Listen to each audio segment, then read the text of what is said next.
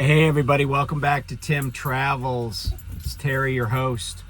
Um, so I'm gonna talk a little bit about what I do when I'm home, and the reason I'm gonna talk to you about that in a second is because I feel like home time is one of those things. Well, I'll get to it in a minute.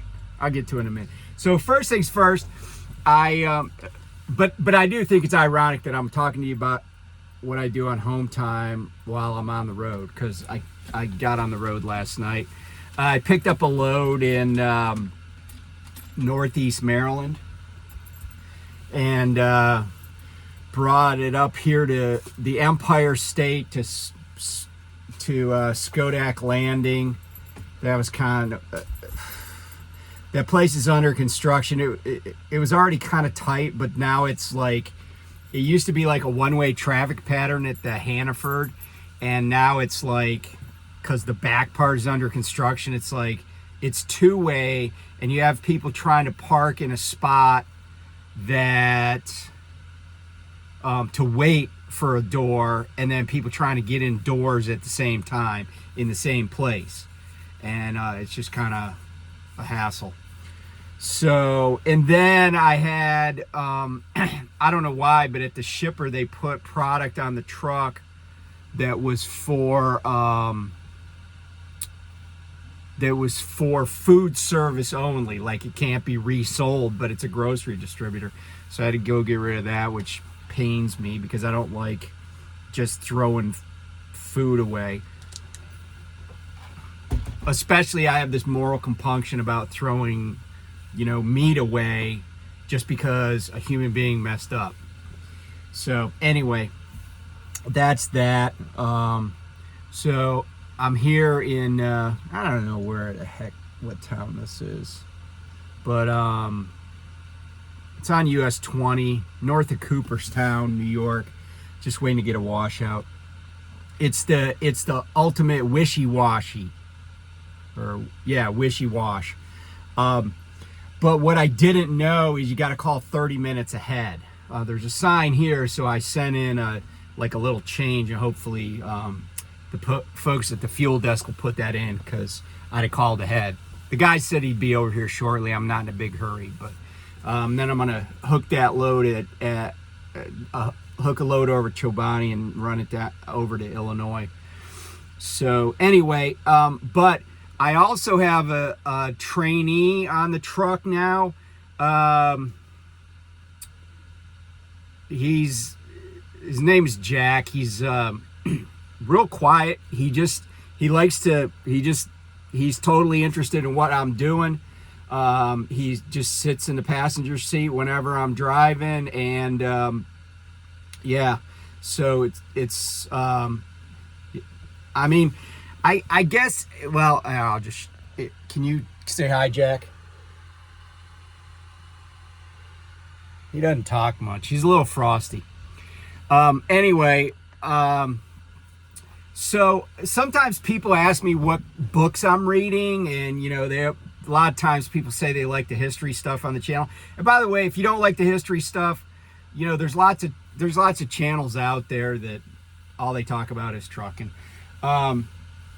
Although, I had this comment. Sometimes comments that people leave, I like comments, but sometimes people say stuff, and I'm like, did you really read it back? Like, I was telling my daughter just the other day, you got to proofread whatever you write before you hit send, before you turn it into a teacher, to a professor, to a judge, whatever. You got to proofread. And this person the other day said that, the ruin of trucking, as if trucking's ruined, is two things: automatic transmissions and TikTok. Now, I don't know if they were kidding or not, because it's hard sometimes to figure that out, and if people are kidding, unless maybe they use an emoji. But I was like, okay, there could be a lot of things that are, quote, ruining trucking, but I'm not sure TikTok and automatic transmissions are it. And here's the thing about automatic transmissions, and I'm old enough to like remember, have this, life of knowledge, right? When I was a kid, like automatic transmissions were like a thing for like sort of like luxury cars. Like, sports cars mostly still had manuals, but a lot of like economy cars had manuals. Like I knew people, and even like pickup trucks and stuff. I've driven a 3 on the tree pickup truck, 3 on the tree cars. I knew people that had like family cars that were like 3 on the tree station wagons. I knew somebody that had a station wagon that had a 4-speed. And the funny thing is that family, the father had one arm that was like disabled, like a birth defect. And so he had like this short, shriveled up arm, and he drove a manual. He could have gotten an automatic. He still drove a manual.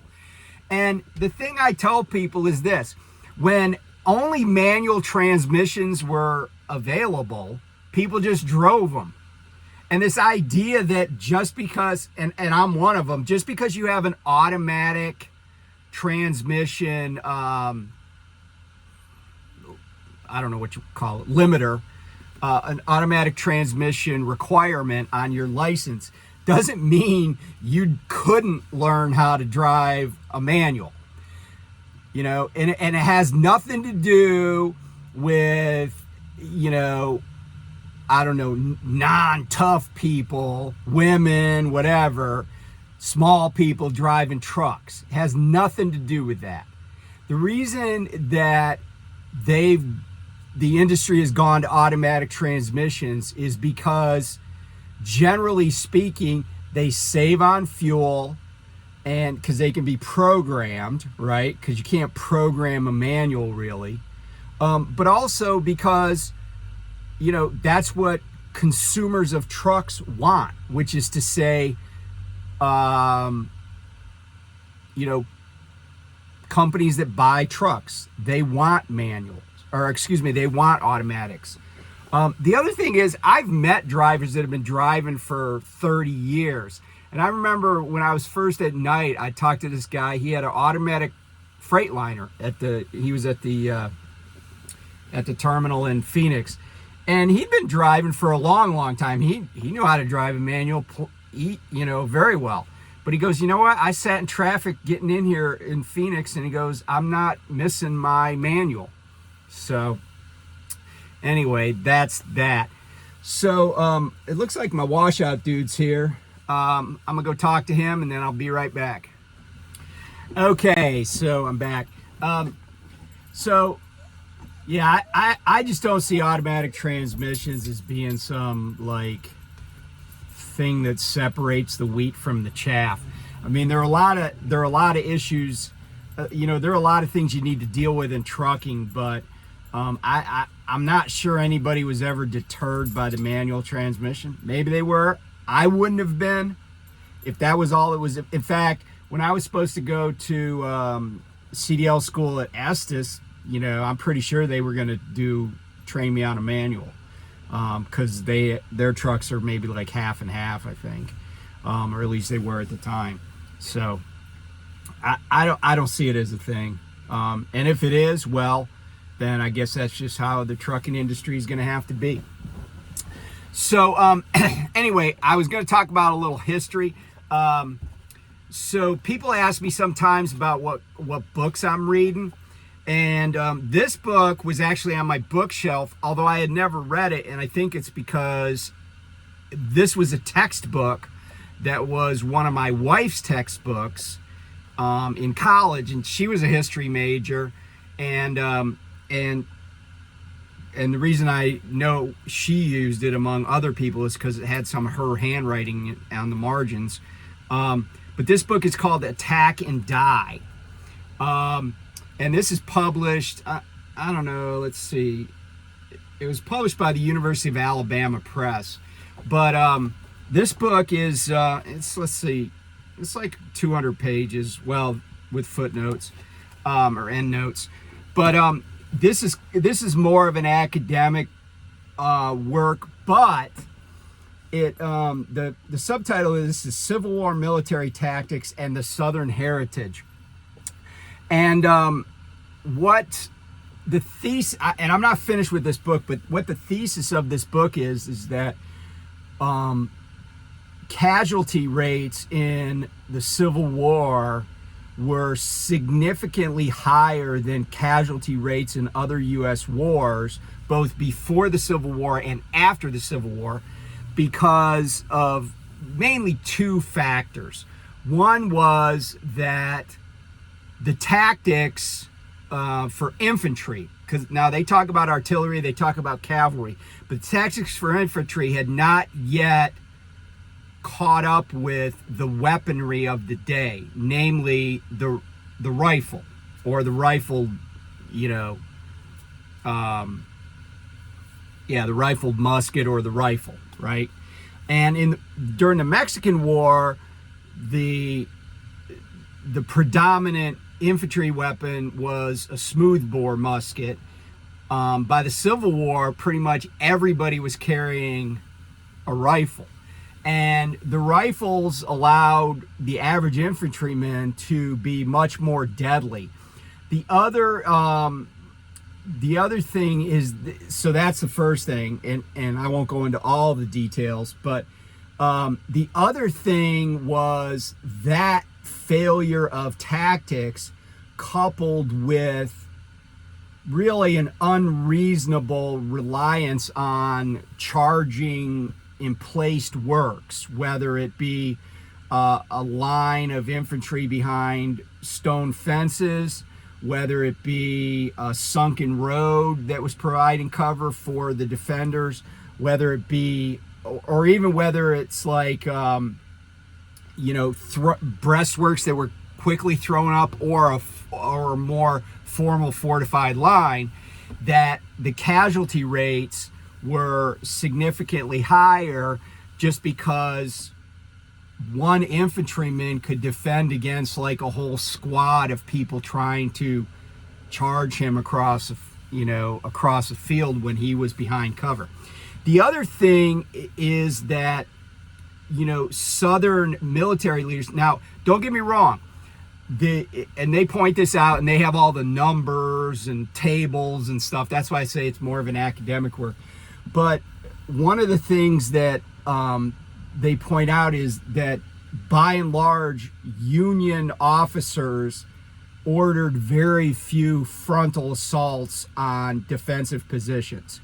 There are some notable exceptions, one of them being Fredericksburg in December of 1862. The other one being Cold Harbor.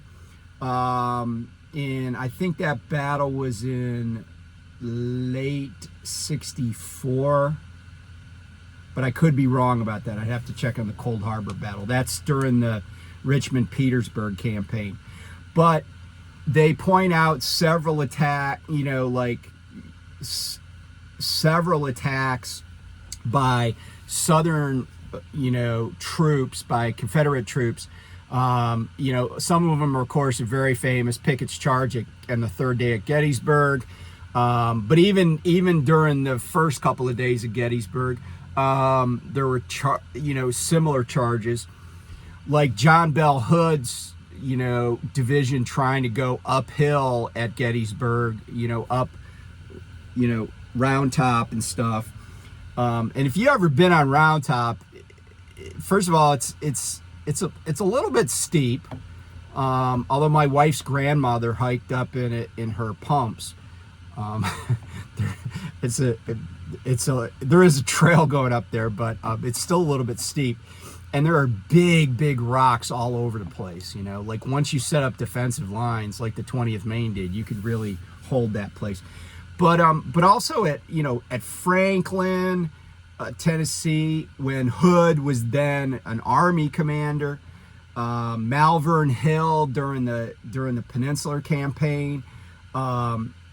Just over and over, Confederate troops were ordered to just, as it says, attack and die. And even Union generals recognized what was going on. And so it was a bad strategy, and it was a needless waste of life, and it was bleeding the Confederacy dry. The Confederacy couldn't afford to lose the men it did for the reasons it did. And, you know, the other part of this book talks about that Southern heritage, that idea of, you know, taking the offensive and attacking and stuff like that. You know, it's like in the Killer Angels when you know, Lee says to Longstreet, well, now we've attacked on the left, we've attacked on the right, the enemy's there, you know, and I intend to attack him, right? Meaning the Union center. So anyway, it's an interesting book. It's, you know, and it goes in depth into Army manuals on tactics and stuff like that. But it also talks about development of our artillery tactics and cavalry tactics and stuff like that. So it's a good book if you're into kind of like the nuts and bolts of stuff, why decisions were made. I've always felt that at Gettysburg, at least, I think Lee was suffering from congestive heart failure at the time. Because remember, Lee died only 5 years after the Civil War, and he wasn't that old. I think when he died, he was maybe, I want to say he was born, I thought he was born the same year as Lincoln, which would have been 1809. So he might have been, he was in his early 60s when he passed away. So he was in, you know, those pictures you see of him in the Civil War with all the gray hair and the beard and everything, he was in his late 50s then. But I think he was suffering from congestive heart failure during the Gettysburg campaign and battle. But also, you know, it was just, like I said, flawed tactics, flawed thinking. But it happened on both sides. It's just, you know, Union generals were more circumspect about that stuff. Grant once said that we don't want to do prisoner exchanges because every prisoner we exchange or parole, we're going to see on the battlefield again. And so he was like, I know it's terrible for our prisoners. I mean, you look at Andersonville prison, but he said it'll hasten the end of the war if we don't give them back their troops. We have to basically bleed them dry. So, and you know, unfortunately for a lot of, you know, Confederate soldiers, their leaders were more than happy to play into Grant's hand, if you will. So anyway, that's that. So what do I do when I'm home? Well, home time is not, it's important if you're doing this as a career. Home time is important to get things done that are needful. It's also a time to blow off some steam, to have some fun, to do some things with your family, and just decompress. But you want to be judicious in the use of your time. I feel like a lot of people go home and like their wife is working or no one's around during the day, the kids are at school, and then they just lay around. And so here are some of the things that I did when I was home. And the first one, I'm going to show you a video.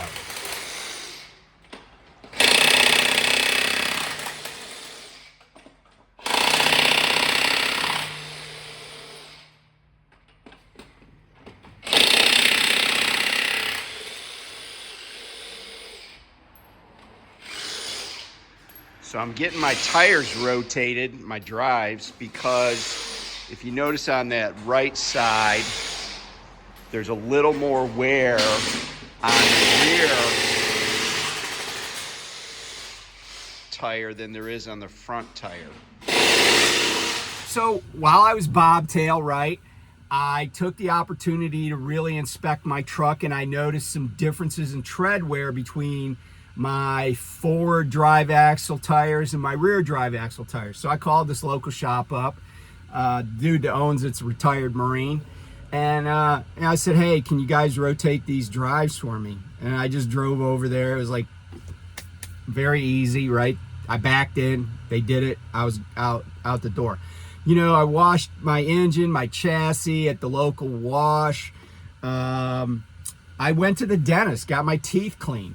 And I'm not trying to like kick anybody in the teeth or in the stones or anything here, but you meet a lot of people in this line of work that are missing teeth and probably never go to the dentist. And when I say never, I mean they might have been like twice in their life.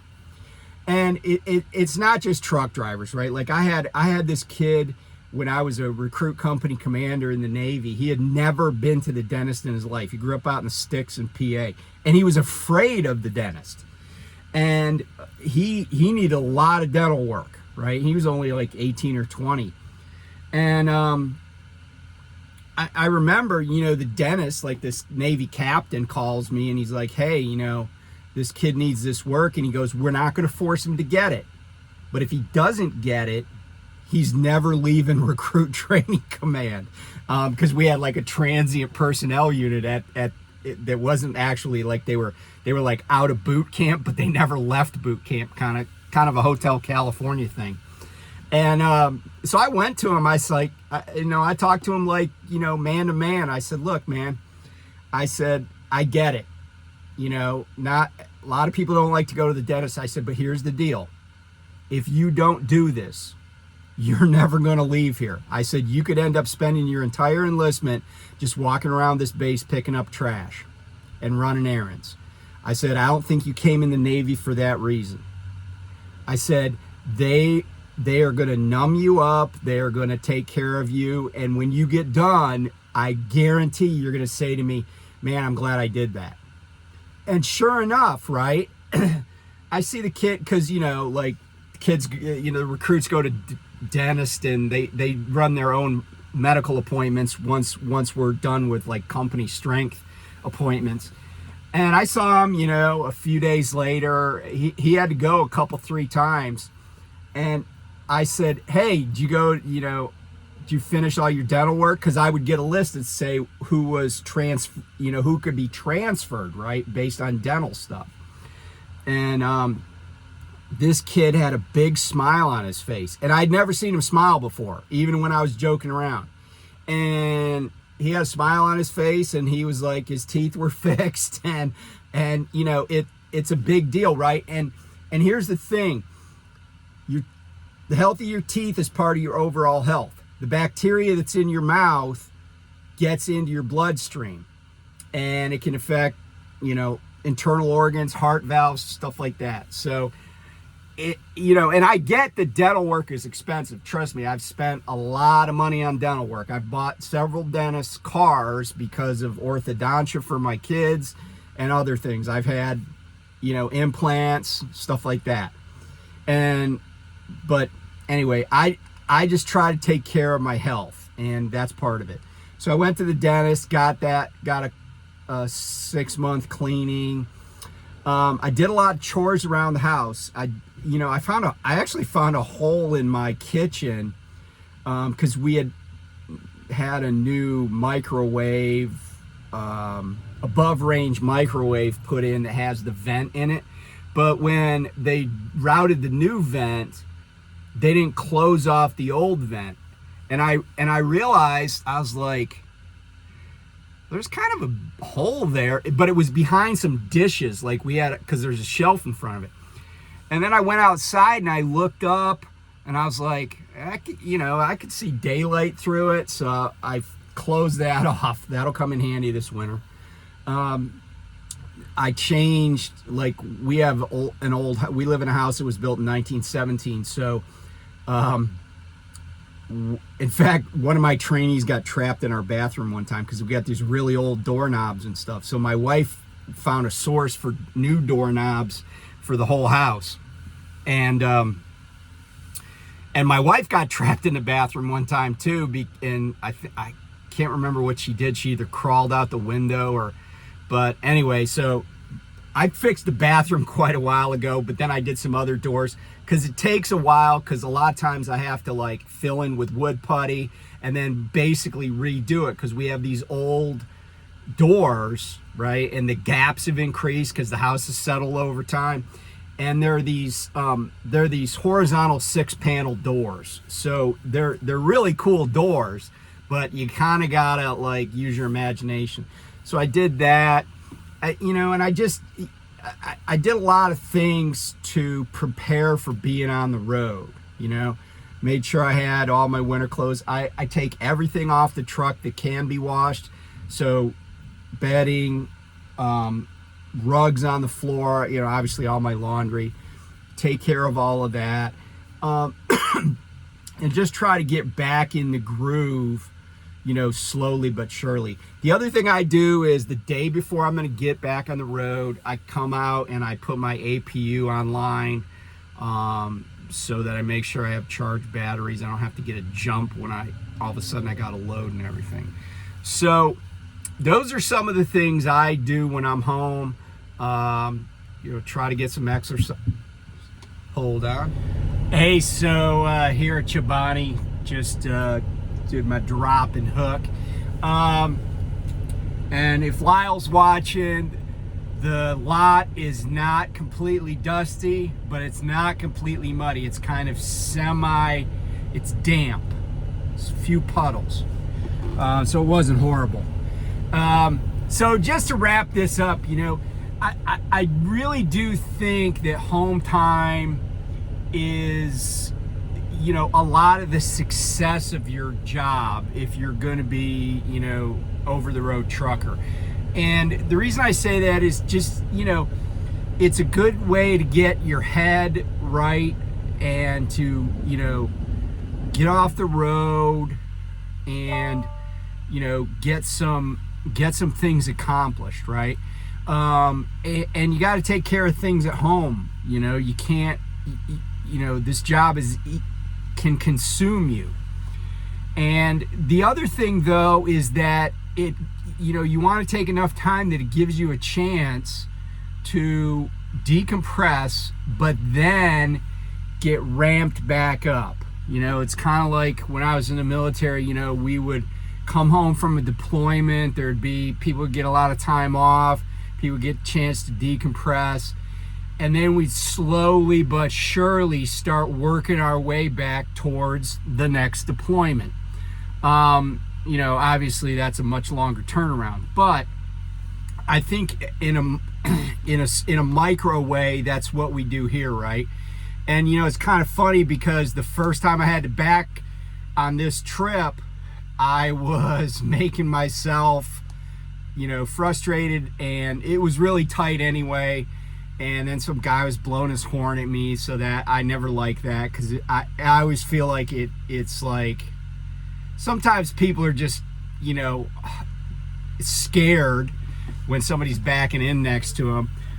But, it was really tight, and so it was not a great first backing evolution. But I feel like it would be interesting to understand if people have mishaps right after they come off of home time and right before they go on home time. And when I'm coming off or going on home time, I try to be hyper diligent about, just checking and double checking things, because it's, you can make a mistake anytime, but it just seems like when you're not in the groove, it's easy to do that. So I strongly recommend, have a plan before you go home. This is what I want to get accomplished, whether it's seeing, doctor's appointments. I also got prescriptions refilled. Just taking care of yourself, blowing off some steam. I don't drink when I'm on the road. And what I mean by that is that even if I'm in Springfield for, 3-4 days, I don't drink. And other people do, and that's their choice, and they're not doing anything wrong. I just don't like to do it unless I'm home. So anyway, you know, I got to watch a lot of reality TV, which is one of my vices. Got all caught up with, you know, all the shows on TLC that I like, which are, you know, just a lot of gossip shows type of thing. Yeah, it was a good time. Went to, one thing I did do that was really super fun that my wife planned is we went to the Gettysburg Bed and Breakfast for a ghost stories night, and we sat around some fires, and it was really fun. And you know, it wasn't a ghost tour because there's lots of those in Gettysburg, and but it was just fun to hear some ghost stories. Some predated the Civil War, you know, their origins, and it's just, you know, and from a historical perspective, even if you're like, oh, I don't believe all that stuff, it's folklore, right? It's telling tales, it's oral history, and even stuff that just seems pretty, you know, like innocuous or pretty just frivolous, it's still history, right? It's still being passed down from generation to generation. And the guy that did the stories was a guy named Lance, and he's he was pretty good. You know, he's a good actor, and but he was talking about a lot of stories he heard when he was a kid growing up in Gettysburg, and you know, so that it's that generational connection. So anyway, that's my report on my home time. I'm back on the road. Like I said, this load's going out to Illinois. I mean, Jack is pretty happy. He's so happy he looks like he's glowing. Yeah. So anyway, I will talk to you guys soon. Bye.